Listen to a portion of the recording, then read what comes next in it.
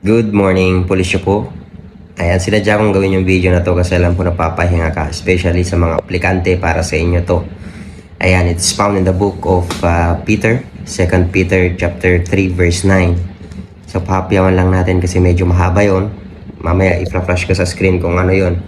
Sabi na doon, the Lord is not slack concerning His promise. So, unang-una, may pangako ang Diyos. At tutuparin niya yon with or without yung mga tao na inaasahan mong tutulong sa'yo.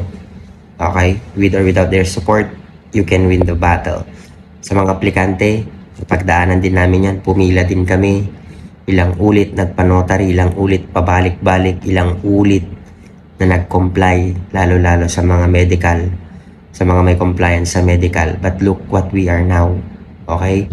So we will be celebrating the 3 years in service as member of the Philippine National Police. Kaya pagpatuloy mo lang kasi ang pangako ng Diyos tutuparin niya.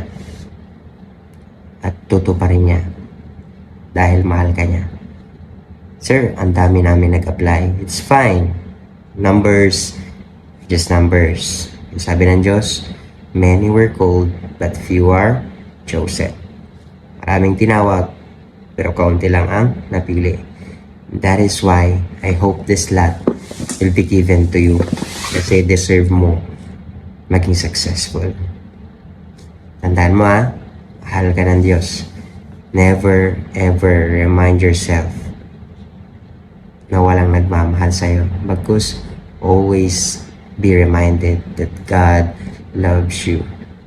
Kuha? With that, polish niyo po. Like and follow. Bye-bye.